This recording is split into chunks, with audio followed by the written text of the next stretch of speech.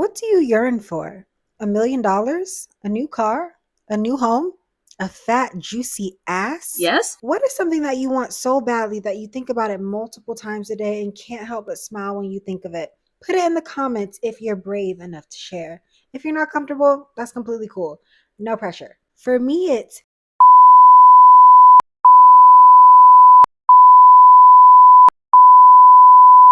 or a cheese pizza from Lito's Pizza with extra cheese, extra sauce, and fresh mozzarella on top. Yearning is just something that comes natural to us all as humans. We quite literally come into this world yearning. When we're babies and we come out of our mommy's belly, what do we yearn for? Breast milk. We yearn for warmth that we felt in our mother's belly. Unless you're like my son, who told me that he felt really, really cold in my belly. So he came out, and that's really scary because he was born at 24 weeks. So he might be on to something, but I digress. Yearning keeps us alive every single day because if our organs didn't yearn to live and function healthily, we literally would just drop dead. If gravity didn't yearn to function the way that it did, I don't know, we would fall somewhere. We would not be tethered to the earth as we are. Yearning in the act of wanting is what makes us human. Yearning, wanting helps push us towards completing our goals that, lead us to fulfillment and happiness. If Marie Van Britten Brown didn't yearn to feel safe in her own home, we would not have the modern security systems that we know of today. If Mariah Carey didn't want Eminem to leave her alone so damn bad, we would not have the masterpiece.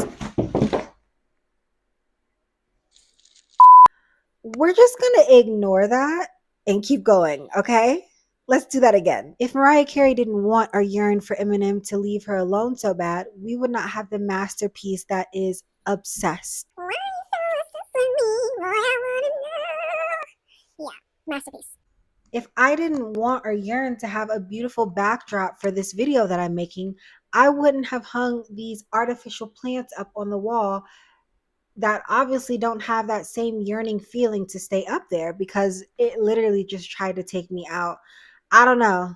Maybe somebody in the universe does not want me to get my thoughts. Oh my God, help me. I guess I will take this as a sign that I need to yearn for a new way to hang this stuff up on the wall because I have tried everything, double-sided tape, command strips.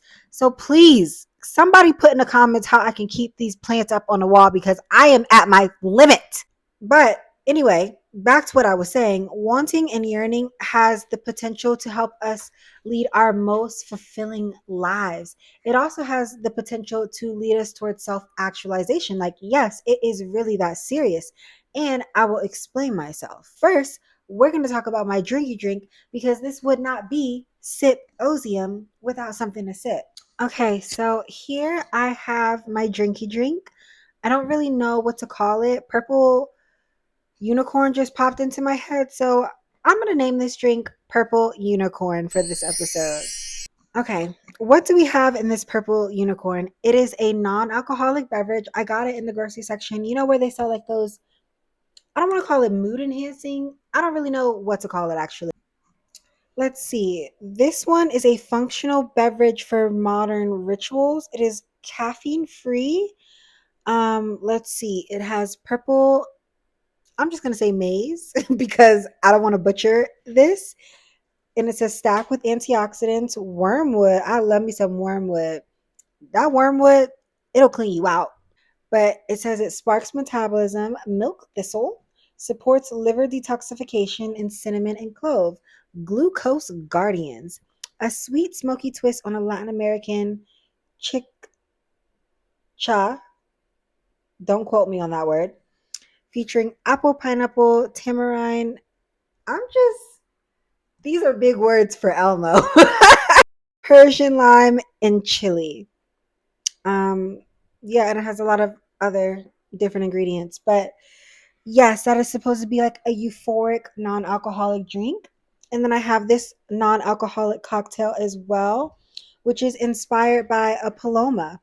I am not going to reveal the brand names until those brands pay me to reveal their names. But anyway, let's taste this drinky drink.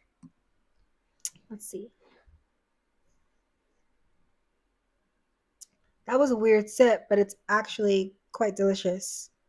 Very good. That's good. All right, now let's get back on topic. The topic of wanting and yearning and its connection with self actualization and living a fulfilled life. So, future me, I want you to put a picture of Maslow's hierarchy of needs on the screen.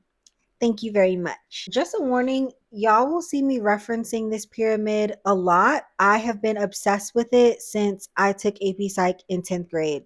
So it is what it is. But anyway, the process of wanting and yearning is the reason why this pyramid exists. We would not have this pyramid, we would not have a hierarchy of needs if we didn't innately feel the need to yearn for something. If we didn't seek to have our needs met, we would literally just be walking around confused all the time. The example I gave about babies coming into this world yearning references, the first two things of the pyramid are basic physiological needs and our safety needs. So, being safe, having food, water, somewhere to live, and be safe. As we get older, we yearn to feel safe in our environment. We yearn to belong and feel safe in our social circles, in our communities. This is where we develop our attachment style, and that has a huge, huge, huge effect on how we yearn in general.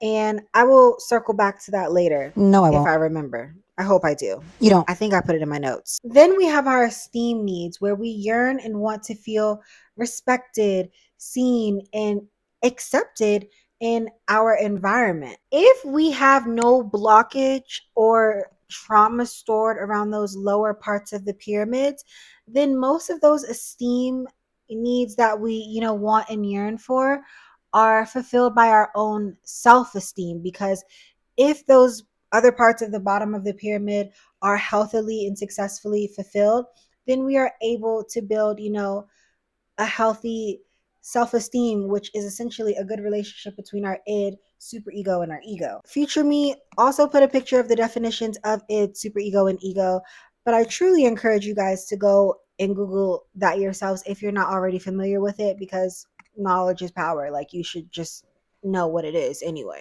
But again, like I said, if those lower parts of the pyramid are fulfilled, then we are able to build, our own healthy self-esteem, and we are able to provide our own selves with validation, which helps us accurately and healthily align with, healthy things to yearn for that would support us in life, make us feel better, make us feel fulfilled, which ultimately leads us to the top of the pyramid, self actualization. And just another aside, there's absolutely nothing wrong with wanting reassurance from, our outside world, our friend groups, our communities. That's also what makes us human. I mean, like, if you really think about it, we are just animals who like to socialize and commune. Why do you think that we have these mouth boxes? And why do our hearts flutter when we're doing Game over. why do you think we have these hearts that flutter when we're doing things that we love to do? Why wouldn't we go out and want to seek, validation and comfort from our other fellow humans in our environment? It's normal, it's natural. And understanding that is also a key element of having, a healthy sense of self-esteem. But I think the self-esteem portion of the hierarchy of needs is very, very crucial, because having a sense of healthy self-esteem helps you not be susceptible to yearning for things that are not in alignment with you, your higher self, your happiness, your joy, your own sense of pride. If you have a healthy self-esteem, then you're going to essentially follow your own internal compass because you trust it. You know yourself, you love yourself, you're connected with yourself. So what you yearn, what you want for, is connected with that healthy self-esteem, which is good. But there is a such thing as misguided yearning. I mean, like, we all have been through it.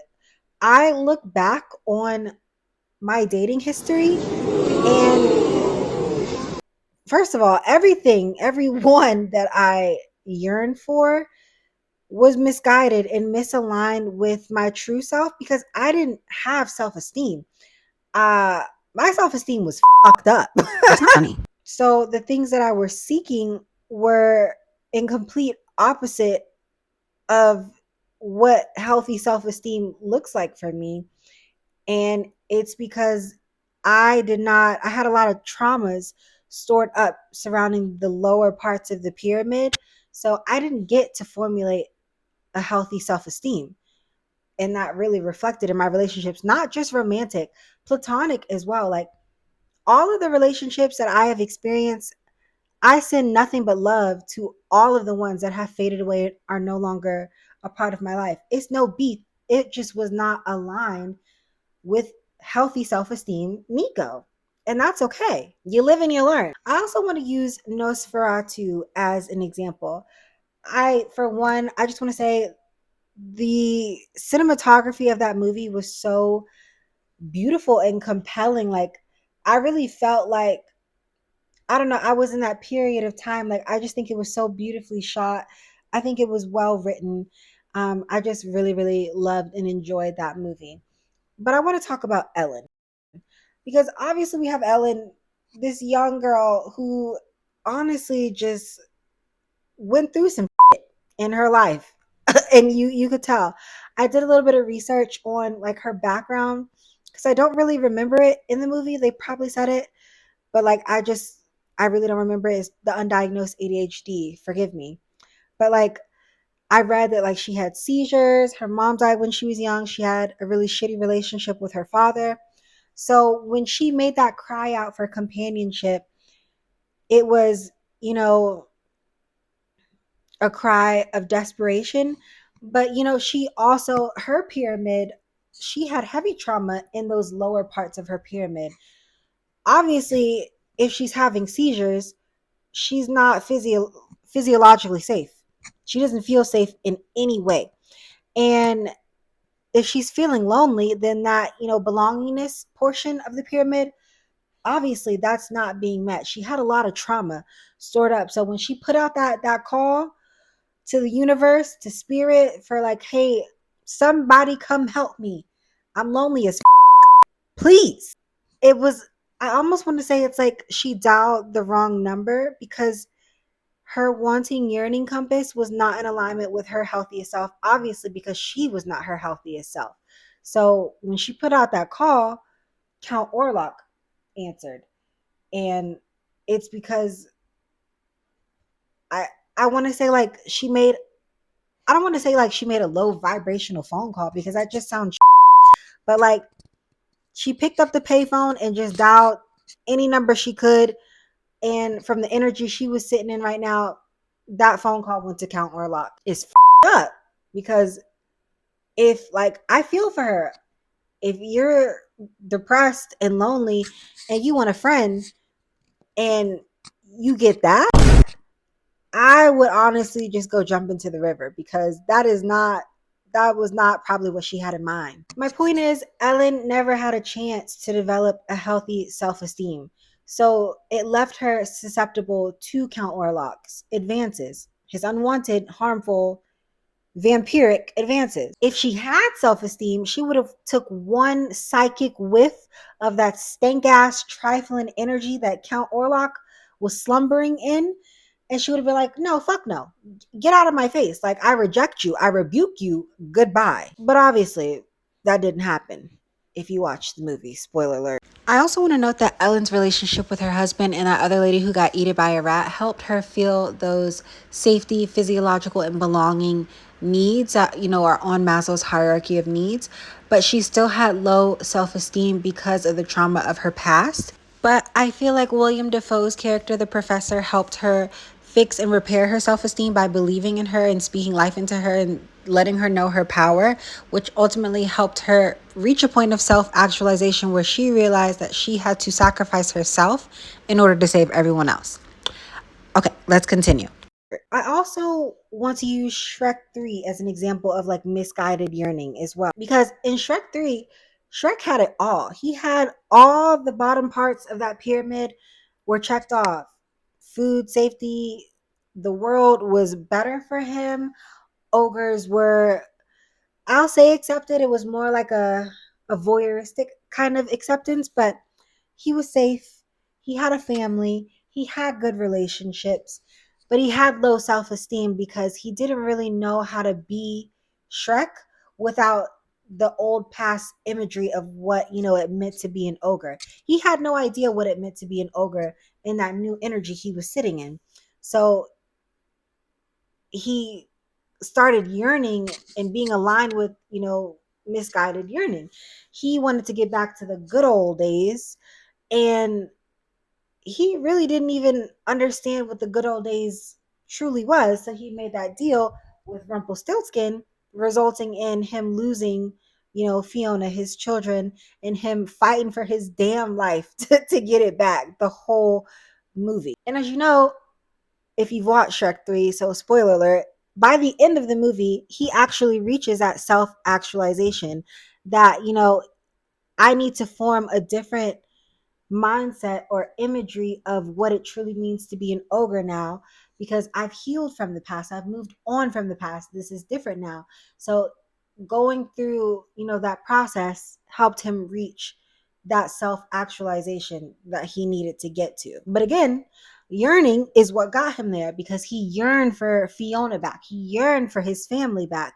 So that yearning helped him fix that low self esteem, which led him to the self actualization. You getting what I'm putting down? Good. And I want to touch on the mental illness that is racism as well, because it is a mental illness, love. I feel like racism also is a result of misguided wanting and yearning. A lot of individuals who are racist are putting misguided energy toward a group of people because something on that pyramid is not being satisfied. And more than likely, it's those bottom two, that safety, that security. It's unbalanced. And so they're looking for a scapegoat. So all of that bubbling, that energy that's bubbling under the surface turns into misguided yearning for racism, essentially, to exclude or punish a group of people because the bottom part of that pyramid is not being met.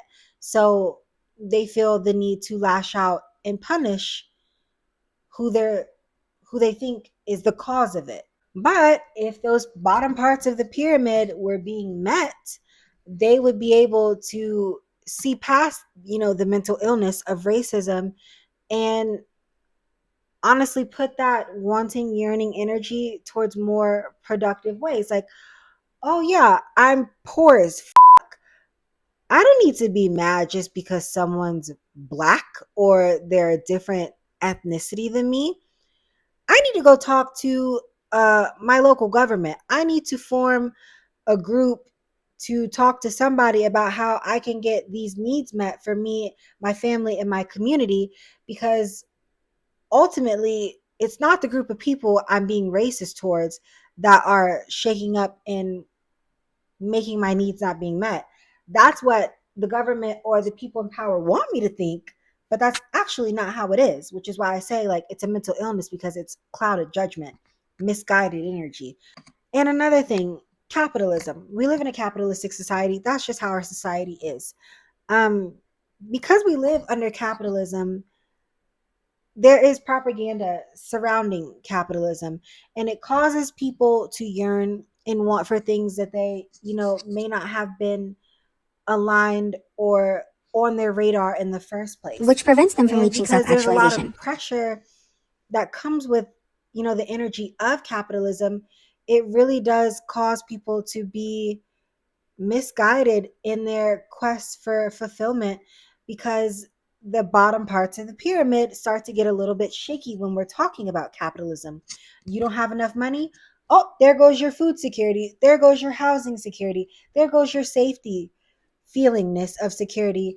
There goes your sense of belongingness, because maybe you're not able to, go out and be in community all the time because you don't have these basic things at the bottom that are being met. So all of these problems, all of these insecurities are popping up. So it causes you to go into kind of like a primal panic mode, where you're disconnected from your heart space and from your true self. And so you start to yearn for things that honestly really don't even make sense for yourself, and things that you probably don't even want, but you just think you want because the propaganda surrounding capitalism told you you want that. And then there's unrequited yearning and the constant pursuit of that. And I have such a perfect example. Like I don't I don't really feel embarrassed about things. So I'm not going to say I'm embarrassed, but like I don't even know why I did this in my childhood. Like when I was in elementary school, there was this boy that I had a crush on. So I wrote him a love letter and I gave it to him. And he like did not show any interest in me, and I kept pursuing it, and eventually he went and told the teacher. As he should And have. that's, misguided yearning. And that came from a lot of things like my childhood, misguided energy, trauma stored up in my lower energy centers in my lower part of that pyramid, like I mentioned before. But that constant pursuit of that misaligned kind of thing, it caused me, a lot of pain and rejection. And the reason why I constantly pursued that crush that was not even aligned with me and what I actually liked was because I had low self esteem. And I had low self esteem because those lower parts of my pyramid were not healthily being met. And I had a lot of trauma and negative energy surrounding them. So it led to me yearning, wanting things that did not make sense for me. And it ended up in rejection, Which kept me further away from self actualization. and when we see this in society, like people pursuing relationships with, people who don't want to be them and who probably wouldn't even be, their best option, their best pick anyway, that's where we run into a lot of trouble. Again, honestly, it's just a show of low self esteem. If you love yourself, if you have a healthy self esteem, if you pursue someone or something and it rejects you and says, like, I'm not aligned with you, I don't want this connection, healthy self esteem would be like, okay, I understand that. I respect that. I back off. I'm looking for this energy and it will find me in some other person, in some other activity, in some other way. If you have healthy self esteem, you wouldn't constantly, want and yearn and pursue things that constantly reject you and that show you that they're not in alignment with you. And this brings me back to my original point in connection with Maslow's hierarchy of needs. If you're meeting all of those needs from bottom to top, so from bottom, I mean to like self esteem, then you are going to develop a healthy sense of wanting, of yearning. And you're going to reach self actualization over and over and over again, multiple times in your life, because self actualization isn't just a one time thing. You reach self actualization so many times when you reach a breakthrough or when you reach a goal, a new milestone in your life.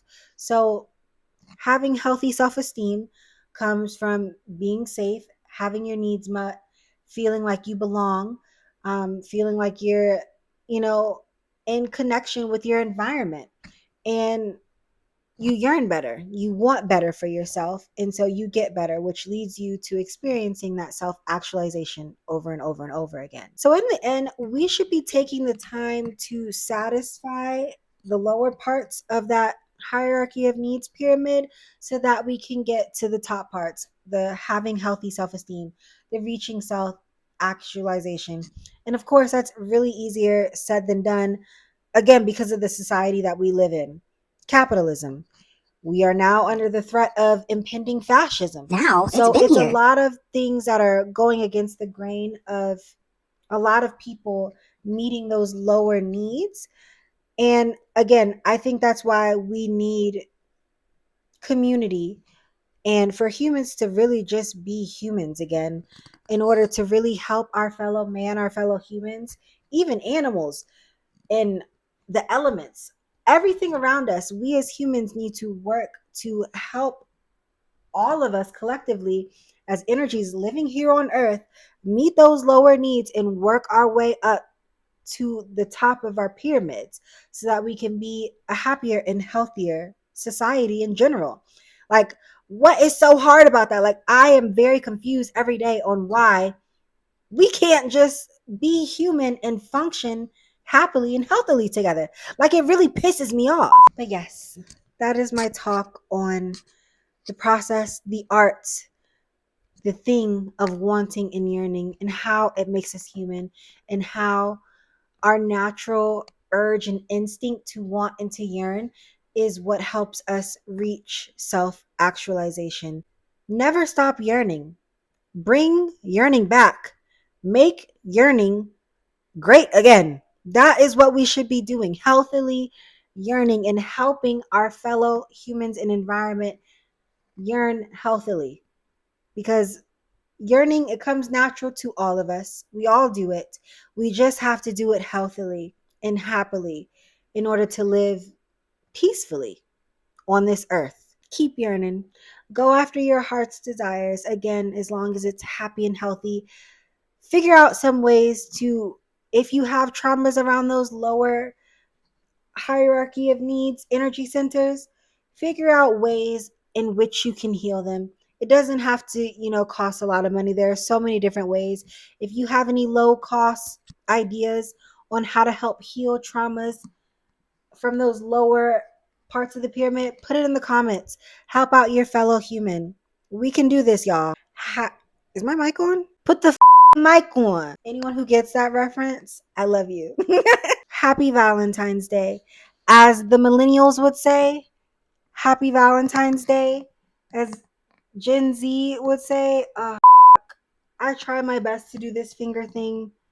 I'll leave that to y'all. And if you're not wanting or yearning for a baby and you're doing something romantic, be safe. Bye.